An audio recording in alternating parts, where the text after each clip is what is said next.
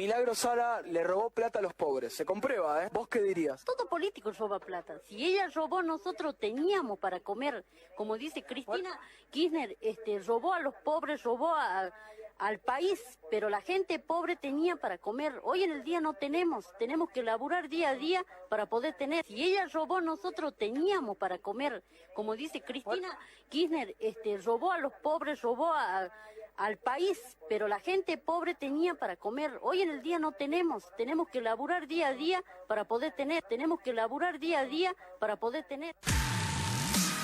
Vos sabés que me parece que si queremos, como todo el mundo dice, hay que decir la verdad, hay que transparentar. Lo primero que tendríamos que ver si le tenemos que seguir llamando empleo a eso que tiene el 70% de la gente en Formosa o ese porcentaje enorme que tiene. Eso no es empleo, porque el empleo es una clase de contrato de trabajo donde a mí me dan un trabajo y yo tengo que hacerlo y por eso cobro un sueldo. Ahora, esto que, digamos, no hay físicamente nada que hacer. Si el 70% de la gente que está vinculada al Estado en Formosa tuviese que trabajar, no habría qué, porque no haría falta tanta gente para hacer el trabajo. Obviamente, la palabra empleo es otra cosa. El empleo requiere realmente del otro lado una contraprestación. Acá se ha dado cantidad de puestos, de no sé qué, cómo llamarlo, a gente que no tenía que hacer una contraprestación.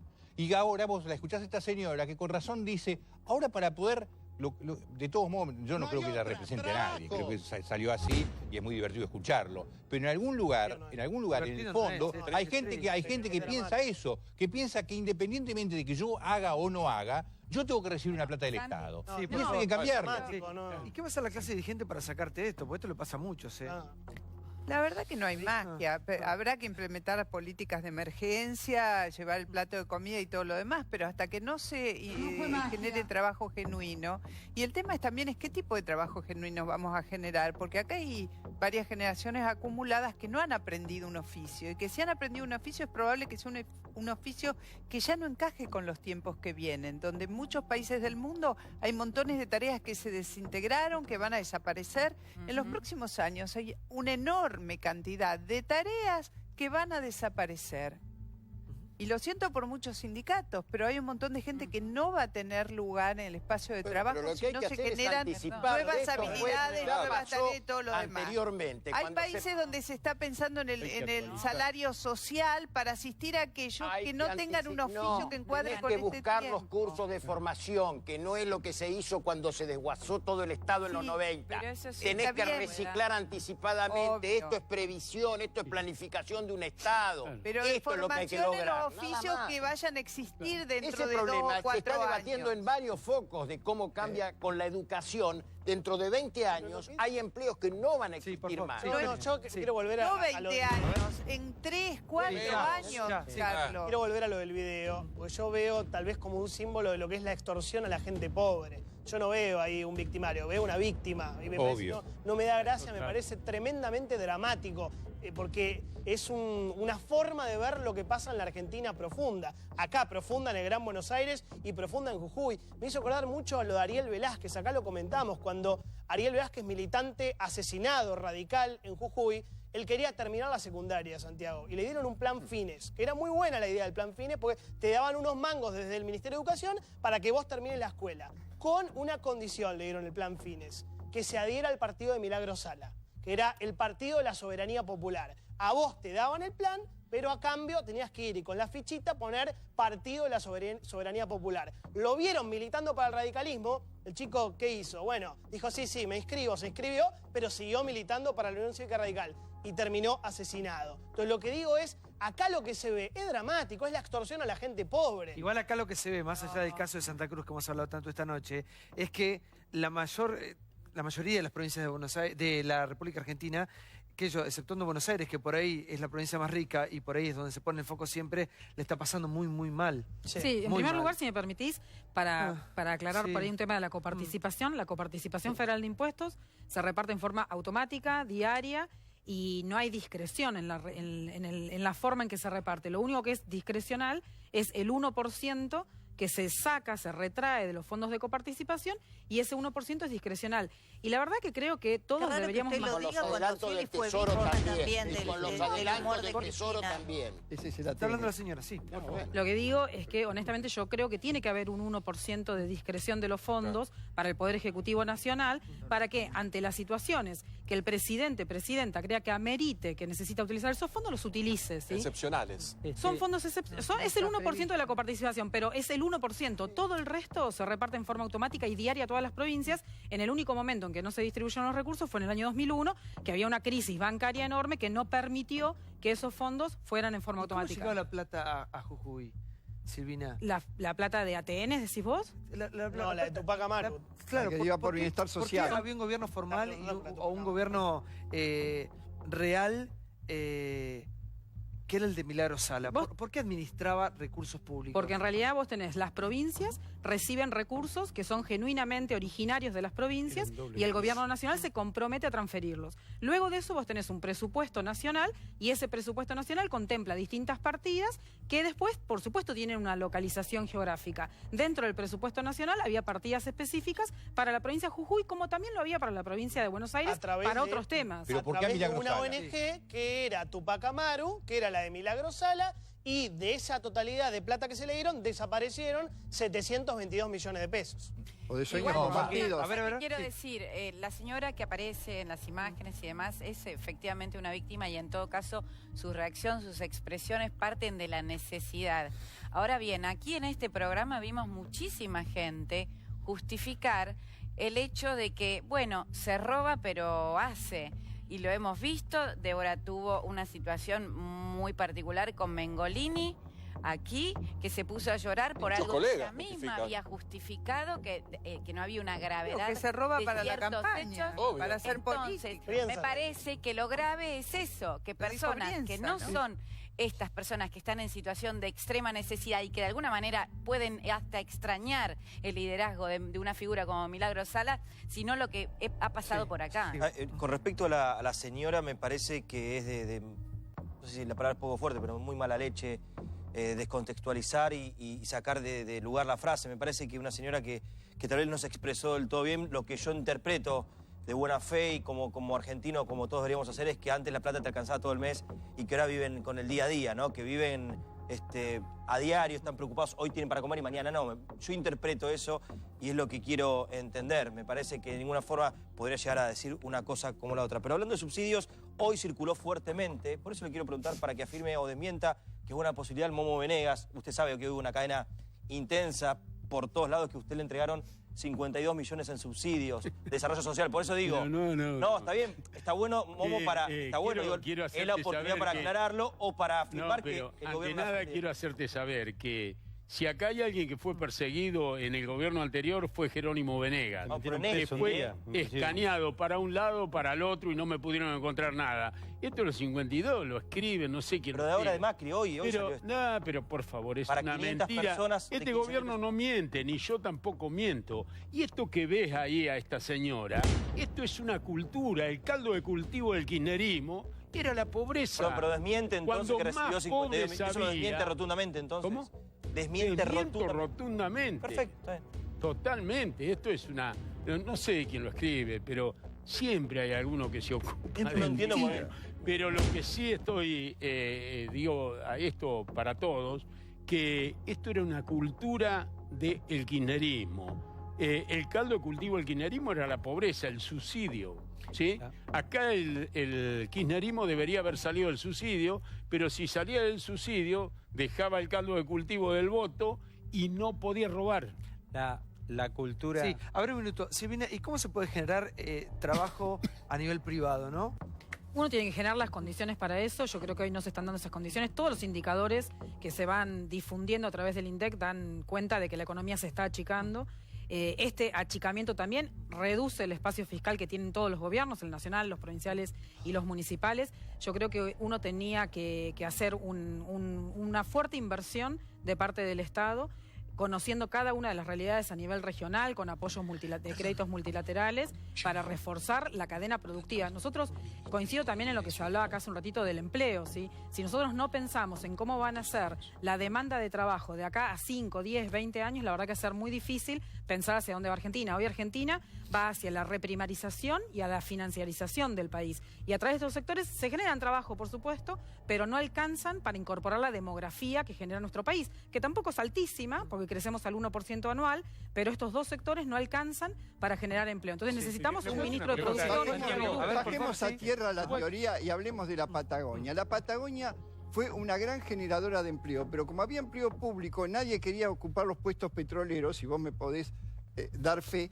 Hay una comunidad boliviana enorme trabajando por puestos que no quieren los argentinos. Pasó cuando yo era chico con Frondizi, que los chilenos eran los trabajadores petroleros porque todos eran empleados públicos y ninguno quería bajar, aún ganando más, a meter las patas en el lodo que genera, en el sacrificio que el petróleo. Mi papá hacía ese sacrificio porque yo también vivía en Gallegos. ¿Sabes cómo generó trabajaba los en primeros YPF, empleos con las cárceles? iba en campaña porque al interior. Nadie quiere ir a la Patagonia, generás trabajo. Es más, ha habido catamarqueños que cumplían 30 años y se jubilaban y volvían a Catamarca porque no generaba arraigo. Hablemos con sentido de conocer el suelo y el territorio. La Patagonia puede ser una gran generadora de empleo, pero hay argentinos que no los van a ir a ocupar. Ahora, yo pregunto una cosa a la señora economista. La señora economista.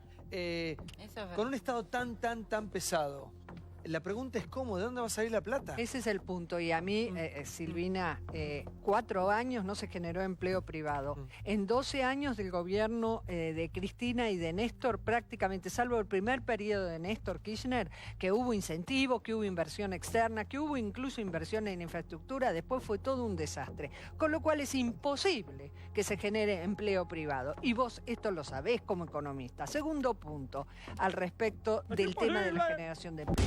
Por eso el gobierno de Kirchner, y en particular de Cristina, incorporó empleo público. Entonces nunca te daba desempleo, estabas ahí, viste, te daba bárbaro. Pero el empleo público surge de todos nosotros pagamos esos empleados públicos. Y lamentablemente en algún momento te colapsa. Lo estás viendo en Santa Cruz, yo vengo diciendo que lo vamos a empezar a ver en las provincias del norte, porque cuando atravesás, sin duda, el 2016 fue un muy mal año, cayó el PBI, indudablemente no hubo creación de empleo, vas a empezar a tener problemas. Con lo cual, yo creo que la dirigencia, lo que siempre decís vos, la dirigencia política de todos colores ha sido totalmente irresponsable y utilizó a la gente metiéndolas en el Estado, ni siquiera capacitándola, porque pueden trabajar en el Estado, pero los vas capacitando para que vuelvan al sector privado, porque son clientes. El problema es el clientelismo de la política.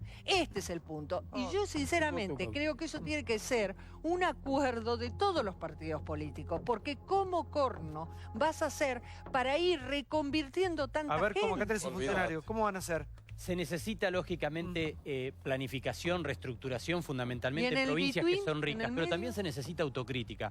Porque cuando yo escucho a la ex ministra de Scioli, Batakis, hablar como una espectadora, absolutamente como una espectadora, sin hacer ningún tipo de autocrítica, cuando la gobernadora Vidal dijo, recibí una provincia quebrada, eso también es parte de la concertación, es parte de decir en qué nos equivocamos y a partir de allí encontrar coincidencias. Lógicamente que se necesita en provincias como el caso de Santa Cruz, que vuelvo a decir, tiene riqueza ictícola, ¿Y en la de Buenos Aires que estaba hablándole a la exministra?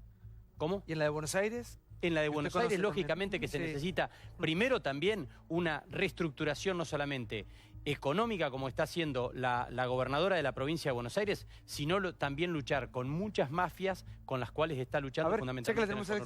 ¿Cuál es la de la herencia que recibió María yo creo que evidentemente por ahí nunca nos habíamos encontrado y por eso no tuviste la oportunidad de leer cuando yo expliqué qué era esto de la herencia, que me parece que la verdad que demagógicamente fue un latiguillo que entró muy bien, pero una provincia que está quebrada de ninguna manera puede salir a emitir internacionalmente 4.500 millones de dólares porque a nadie que esté quebrado se le presta dinero. Y por otra parte, cuando vos vas a la página actual de Internet del Ministerio de Economía de la provincia, podés encontrar todos los documentos por los cuales se emitió, son documentos que están en inglés, en donde se dice que la provincia tiene una sustentabilidad fiscal positiva, buena, que permite hacer el repago de todo esto. Contá cuánto pagabas de tasa, contá cuánto pagabas de tasa, por eso te prestaban La última plata. tasa de interés que nosotros pagamos fue el 9% y la provincia de Buenos Aires ahora esta gestión empezó a emitir al 9,5% y logró bajarlo al 7,5%. Sí, y me parece positivo que haya logrado bajar. Cualquiera, si todos pagan el 4. Me parece positivo. Me parece más grave que hoy el Banco Central esté convalidando una tasa en pesos que termina siendo en dólares del 25 a 26% anual en 35 días. Pero sigamos con... Una pregunta.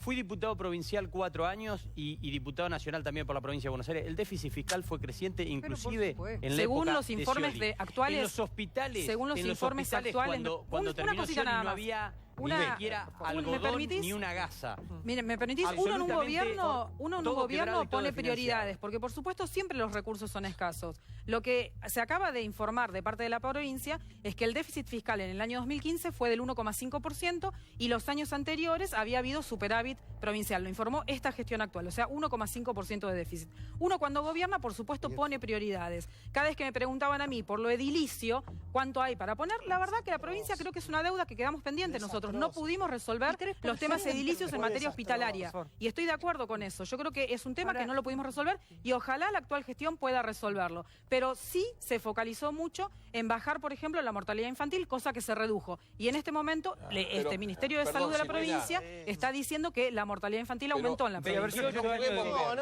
En cuanto a la parte de infraestructura, ya sabemos, el que recorre más o menos, vos que la conocés muy bien, la provincia de Buenos Aires, sabe que la parte esa de gestión de Scioli fue desastrosa. Yo se lo dije el otro día con el mayor respeto al mismo ex gobernador de la provincia de Buenos Aires. No solo los hospitales, 53 hospitales con riesgo edilicio, con falta de insumos básicos, 10.000 kilómetros de ruta para repavimentar. Y vos ves las rutas, lo que son de la provincia de Buenos Aires. Con ese informe de la Ruta 6 que es... ¿Viste? Majul puso la Ruta 6 totalmente llena de baches, pero baches tremendos, los colectivos haciendo maniobras. Después nos preguntamos por qué tenemos 7.000 accidentes de tránsito por año, 7.000 muertos, perdón. La cúpula de la policía bonaerense, totalmente estallada de corrupción, con lo cual yo creo que la gestión deja mucho que decir. Respeto mucho lo que decís, Silvina, pero me parece que, sobre todo en la parte de infraestructura, el que más o menos conoce la provincia... Específicamente dije el de hospitales porque salió el tema de hospitales, pero sí hay cosas que quedan pendientes. Los hospitales. Yo creo, disculpa Santiago, por favor, comparto, me parece que la agenda que planteaba Mónica sobre el tema de la robotización y cómo eso va a afectar en el futuro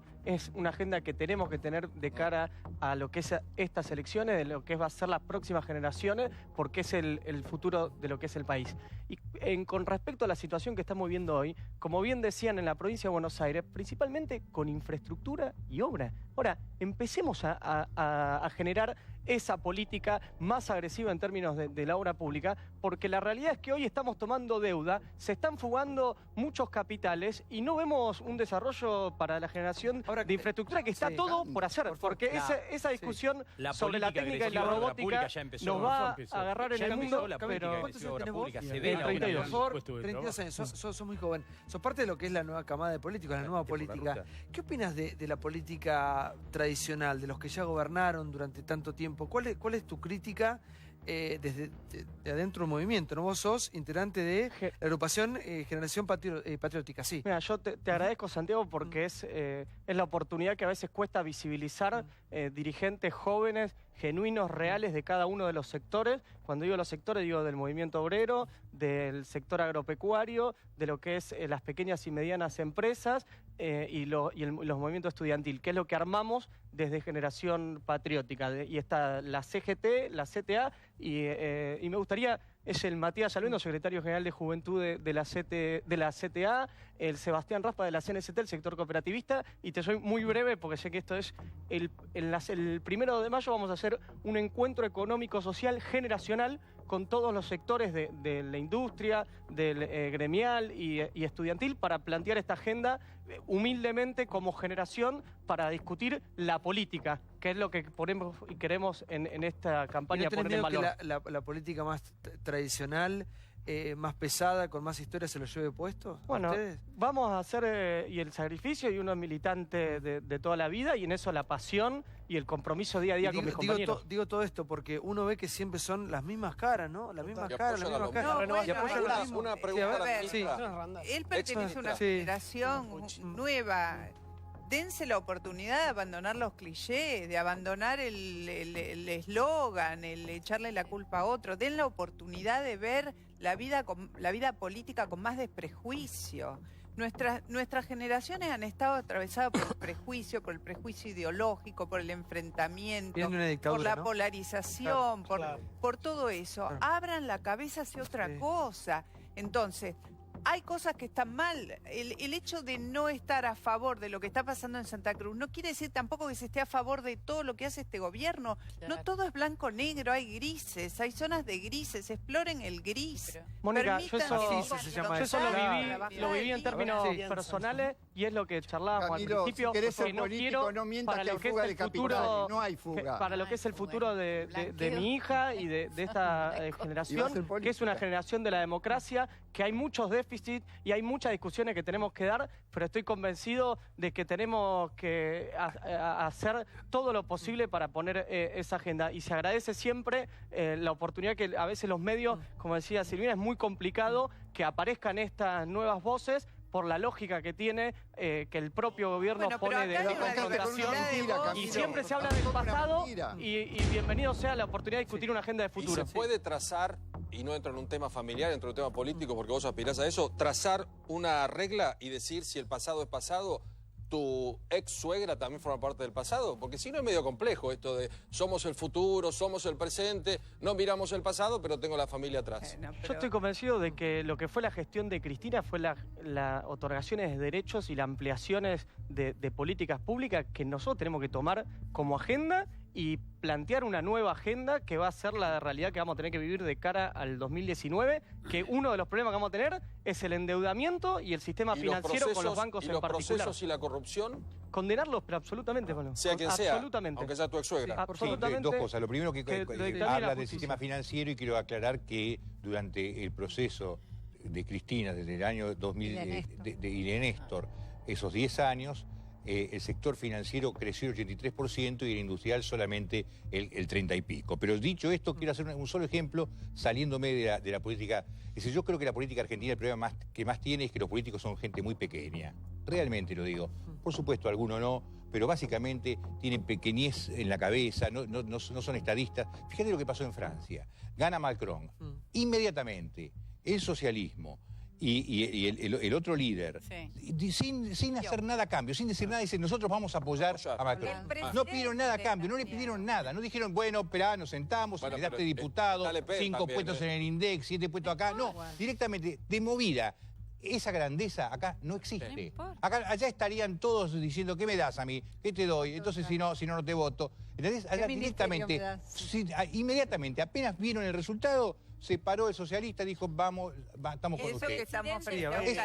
Nosotros no tenemos esa grandeza, Estamos también y eso que estamos frente a un candidato muy disruptivo, que no viene de una carrera política, que no viene quemando etapa de la política. No entiendo, estoy de acuerdo, pero quiero decir que estoy hablando de la grandeza de los políticos de allá y la pequeñez de los políticos de acá. Quiero preguntar a Beldi, simplemente porque respeto Ámbito Financiero, un diario prestigioso, ¿no? Y que aparte de economía, imagino que... Yo trabajé del Grupo Italo. No, Grupo Italo. Te doy la información. No, digo, que lo publique y lo lee es una cosa, pero si lo dice Ámbito Financiero, dice la nota, Liliana, que casi el 40% de la deuda emitida en el primer trimestre fue para financiar la fuga de capitales. ¿Querés que te conteste? No, digo, dice por turismo, en un mercado 7.800, lo que se gasta en turismo no es la lectura para que por lo menos la gente sepa, porque no lo leyeron. Dice, Liberador, que en lo que va del año, la deuda, financiar 7.820 millones de dólares que fueron fugados del sistema financiero formal, de acuerdo al Observatorio de la Deuda Externa de la Universidad Metropolitana de Educación y Trabajo. Sí, ¿le puedo contestar eso? Sí. ¿Vos querés que te conteste o querés Pero le acaba de decir que no hubo fuga, de una forma u otra. Él dice que hubo fuga, yo te estoy diciendo que no hubo fuga. No es fuga eso. Porque el gasto en turismo, en un mercado libre, no es fuga. Y entró mucha más dinero del blanqueo. Y es más, ¿querés que te dé un ejemplo concreto? Hoy girar dólares al exterior cuesta el 2%. ¿Y sabes por qué cuesta tan barato? Porque entran tantos dólares que son mucho más que los que salen, que el giro sale muy barato porque enseguida compensás. En la época de Cristina costaba entre 6 y 8 para cubrir la fuga. Porque había cepo cambiario. La autora. Eso es un informe, además no es solo un informe, también figura en el Banco Central, lo que es la emisión o lo que comúnmente llamamos incorrectamente muchas veces fuga de capitales, que es la salida de activos externos. Hay que hablar también de la entrada para saber si entra más de lo que entonces sale. titulan, bueno, perdón, si Bueno, entra más de lo que sale. A ver. Sí. Se fueron 18.000 millones de dólares. Se fueron, sí, por supuesto, pero también ingresaron. Por Entonces, deuda. lo que vos tenés que contemplar, no solo por deuda, vos sabés 500, el blanqueo contribuyó también. Sí, pero objetivamente lo que vos tenés que analizar es cómo es la situación en su conjunto. Eso que estamos planteando ahí, que es, yo escribí esa nota, es porque vengo alertando sobre ojo con el tipo de cambio y lo utilizo como un ejemplo en un contexto de una nota. Ahora, ¿no hay bicicleta financiera? Sí, a ver, obvio. Silvina, una también de las críticas a la economía del kirchnerismo fue el tema del cepo. Lo titulan así y después no. ¿Cuál es tu apreciación con respecto a Argentina tiene una estructura económica muy despareja, muy desigual, muy desequilibrada, donde tenés uno de los sectores más competitivos del mundo que está en la frontera de la innovación, como es el sector de la pampa húmeda vinculado al sector agropecuario, que es un sector súper eficiente, de los más eficientes que hay en el mundo, y lo necesitamos más eficiente todavía para que genere dólares, para que traigan. Y tenés otros sectores que están vinculados con el sector interno, que básicamente producen productos que nosotros consumimos, pero que no logran trascender la frontera y lograr la exportación. Esos sectores necesitan recursos que vienen del sector agropecuario para poder desarrollarse. Al tener estas tasas de competitividad tan distintas, se generan pujas de poder que involucran que el tipo de cambio nunca está en equilibrio. Hay países que, por supuesto, lo que hacen es tratar de darle el tipo de cambio a cada uno de los sectores que necesitan para ser competitivos. Si vos le preguntás a un sojero qué tipo de cambio quiere, seguramente te va a decir uno más alto porque quiere exportar. Alguno que quiere hacer turismo en el exterior quiere un tipo de cambio más barato. Alguno que quiere comprar insumos de capital también necesita un dólar más barato. Entonces el Estado tiene que estar en el medio arbitrando en ese tipo de cambio. Yo no creo en un tipo de cambio que sea único para esto, pero sí, por supuesto, en un Estado presente. Perdón, no, porque para mí hay que decir las cosas más concretamente. El cepo al dólar fue un fracaso. Tan fracaso fue que se lo disputan, nadie se hace cargo de lo que fue ese engendro. Guillermo Moreno dice, no, yo no fui, fue Mercedes Marcó el Pont. Mercedes Marcó el Pont dice, bueno, fue una idea, pero tal vez más instrumentada. No frenó la fuga de reservas. Cuando arrancó el cepo, las reservas estaban en 52.000 millones de dólares. Cuando terminó el cepo, 25.000 millones de dólares. No sé por qué pregunto esto, porque en este programa hasta hace un tiempo el dólar prácticamente era hablar de algo... Claro, palabra prohibida. Y ahora parece que es una palabra prohibida porque sobra. ¿Te acuerdas que la idea era ahora no se quiere el dólar? ¿Pero ¿Cómo es la por cosa? qué? Bueno, el blanqueo. Sí, uno de los problemas que tenés es cierto, que el dólar está un poco bajo, entonces la gente pasa a pesos y la famosa bicicleta que están preguntando es eso, es que en realidad a vos te conviene poner en pesos. No podemos estar en equilibrio en este país. No, ese es el gran Pero tu desafío. pregunta, perdón. Pero pará. Y este es el gran desafío. Objetivamente, en un año electoral, el dólar se va a mantener en estos Para que valores, no vayan los 15, precios. 16, porque además, si bien Sturzenegger no cree en eso, pero objetivamente se cree que el tipo de cambio influye en la formación de precios. Hola, Pero Santiago. por eso apuesta a más a la Vos recién le ocultando el preguntaste a una referente económica del gobierno anterior algo muy simple que quizás es un tema que ya no está en la agenda, porque el cepo se levantó y afortunadamente no hubo ningún descalabro en la economía, ¿no? Fue algo que se hizo en los primeros días de gestión de Mauricio Macri. Ahora, la verdad es que a mí me llama la atención que no se pueda responder. Yo le preguntaría, ¿qué otros países tienen cepo cambiario y es exitoso? Es verdad, no se fue ningún dólar más. Ahora, no entró ningún dólar más a la Argentina. O sea que si la idea era controlar el tema del dólar, fue una muy mala idea.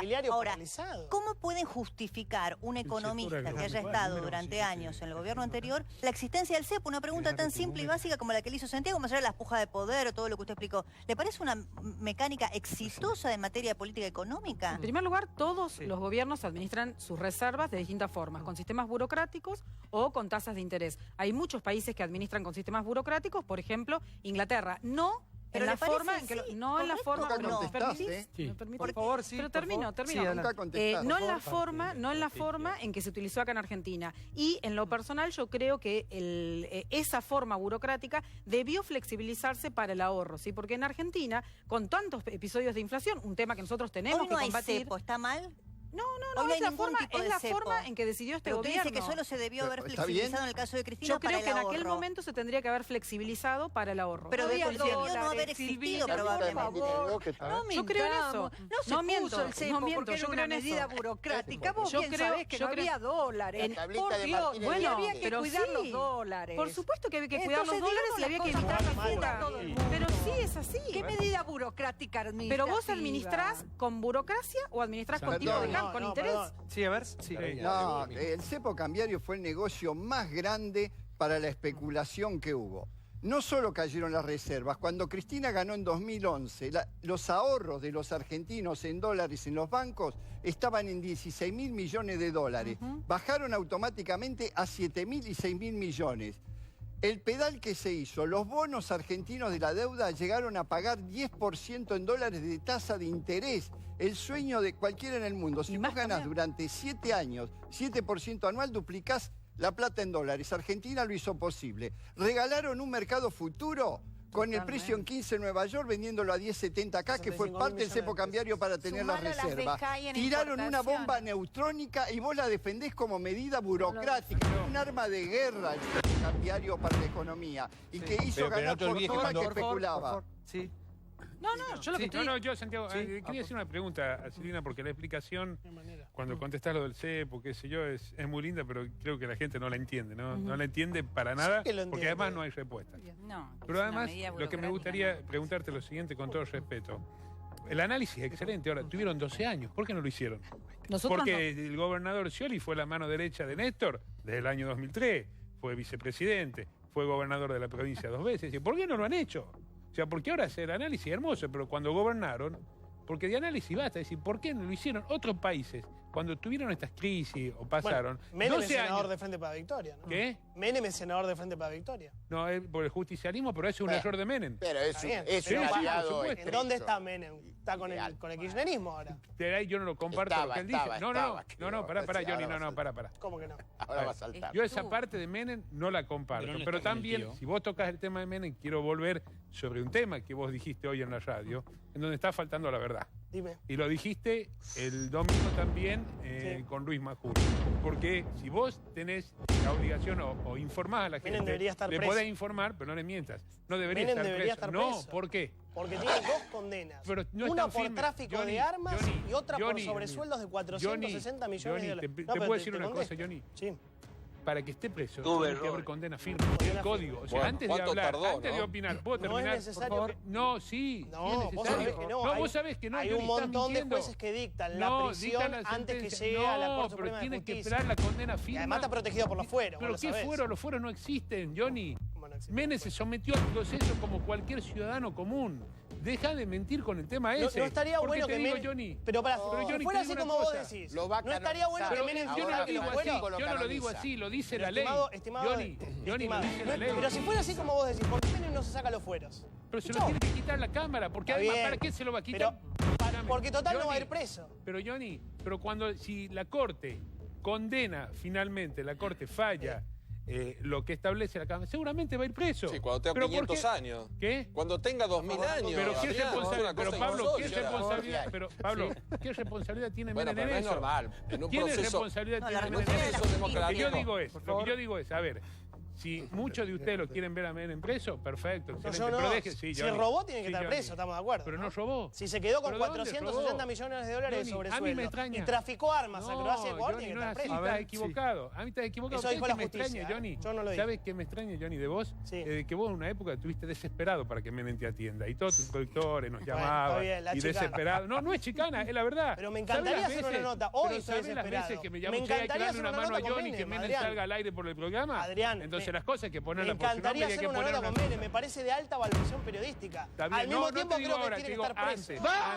Ahora, te lo digo ahora. Antes no decía eso. Tiene que estar preso y me parece una gran nota, es una cosa compatible con la otra. Si querés ver preso a Menem, está perfecto, me parece excelente.